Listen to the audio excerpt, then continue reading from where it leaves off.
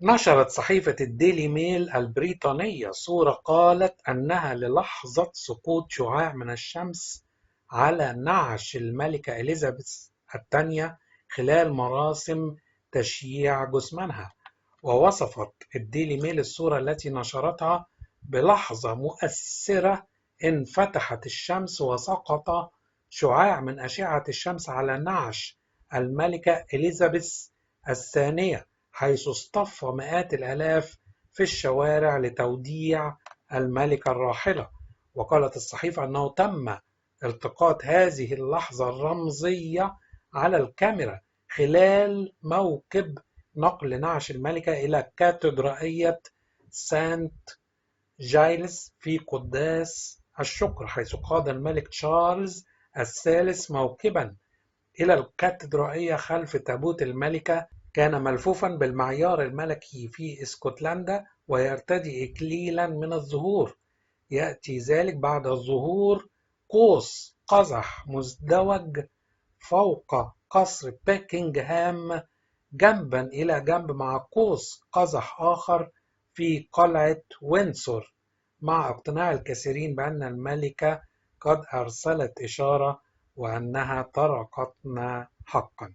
وأضافت الصحيفة تم التقاط شعاع من أشعة الشمس ينبعث من السماء على الكاميرا التي تسطع على نعش الملكة إليزابيث الثانية خلال موكب لنقل جسدها إلى كاتدرائية سانت جايلز في إدنبرا.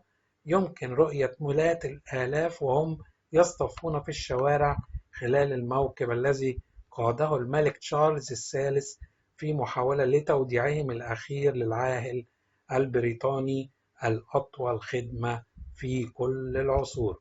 ويبدو أن الصورة تظهر شعاعا من الضوء يتلألأ من السماء في خط مباشر مع القلب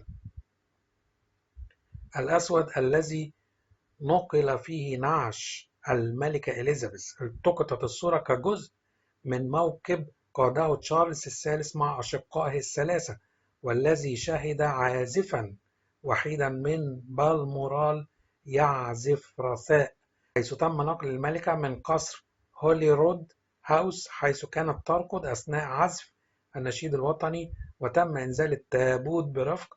وشاهده الملك تشارلز وأخوته آن والأميرة الملكية والأمير أندرو والأمير إدوارد، الذين ساروا بعد ذلك بهدوء لمسافة 1200 ياردة خلف والدتهم الحبيبة.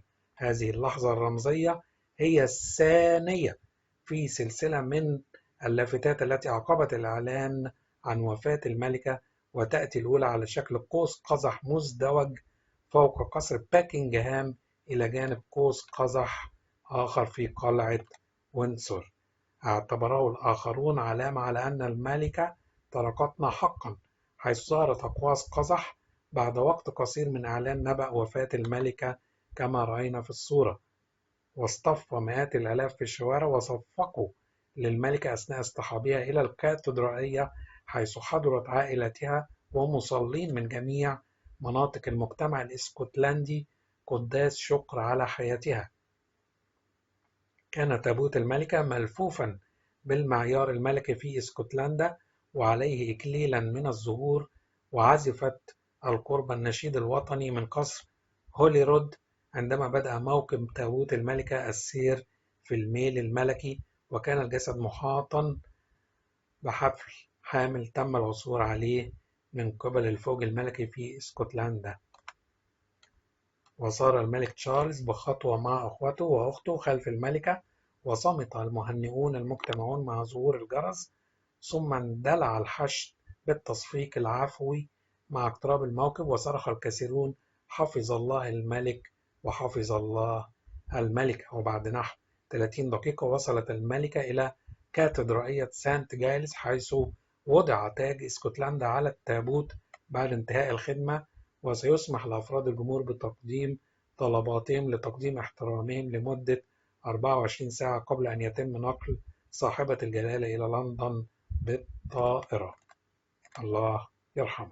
ومن ناحية أخرى رحلت الملكة إليزابيث الثانية بعد عمر ناهز 96 سنة، تاركة وراءها ثروة كبيرة قدرت ب 370 مليون جنيه استرليني، لكنها لم تكن كافية لتضعها على قائمة الأكثر ثراء في المملكة المتحدة هذا العام.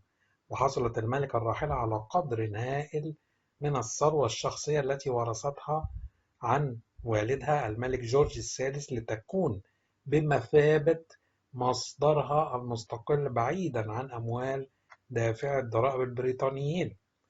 ووفق تقارير أجنبية، تضم حافظة الملكة من الأصول ممتلكات تشمل قلعة بالمورال المحاطة بالمناظر الريفية، والتي كانت من أحب الأماكن إليها، وأقامت داخلها العديد من الحفلات الملكية، وتقدر قيمتها ب100 مليون جنيه استرليني، إضافة لعقار ساندرينغهام البالغ قيمته نحو 50 مليون جنيه استرليني، ومزارع الفاكهة والأراضي البحرية في جميع أنحاء المملكة المتحدة، ومجموعة مجوهراتها الشخصية. كما ورثت إليزابيث الثانية بعض الأصول من ممتلكات والدتها الملكة الأم إليزابيث باوز ليون البالغة 94 مليون دولار عندما توفيت عام 2002، وتضمنت أعمالا فنية لا تقدر بثمن ومجوهرات وخيول. كما ورثت الكثير من ممتلكات زوجها الراحل الأمير فيليب، والتي تبلغ قيمتها 30 مليون دولار. ولدى الملكة مجموعة الطوابع التي تخص جدها الملك جورج الخامس، والبالغ قيمتها 100 مليون جنيه استرليني، وكذلك جواهر التاج مرتفعة القيمة وبيانو من الذهب الخالص. وبحسب مجلة فوربس يتحكم التاج بما يقرب من 28 مليار دولار من الأصول من خلال الشركة، والتي تعرف باسم مونارشي PLC. ومن ناحية أخرى، كشفت صحف بريطانية عن قيمة تيجان ومجوهرات الملكة الراحلة إليزابيث الثانية الله يرحمها، وأجابت عن سؤال تردد كثيرا بعد وفاتها، وهو من سيرثها. وقالت تقارير إخبارية أن الملكة الراحلة تمتلك واحدة من أروع مجوهرات الخاصة في العالم، وحسب المعلومات فإن لديها ما يقرب من 50 تاجا فقط في مجموعتها الخاصة. وهناك نوعان من المجموعات الملكية: جواهر التاج البريطاني التي يحتفظ بها الملك الحاكم كأمانة، ثم هناك المجموعة الشخصية للملكة. وتم تنسيق مجموعة الملكة الشخصية بشكل أساسي مع القطع التي ورثتها أو تلك التي تم منحها من قبل أفراد العائلة. ويعتقد أن غالبية التيجان الخاصة بالملكة هي من مجموعتها الخاصة. وقال المعلق الملكي جورج روم أنه من المحتمل أنها سترغب في نقل أشياء من مجموعتها الخاصة إلى أحبائها، مبينا أن الجزء الأكبر من المجموعة سينتقل إلى تشارلز مع كاميلا كملكة ثم كيت، لكن من غير المعروف بالضبط أين ستذهب كل قطعة من مجموعة الملكة، ولكن يفترض أنها نقلتها إلى أقرب أفراد عائلتها.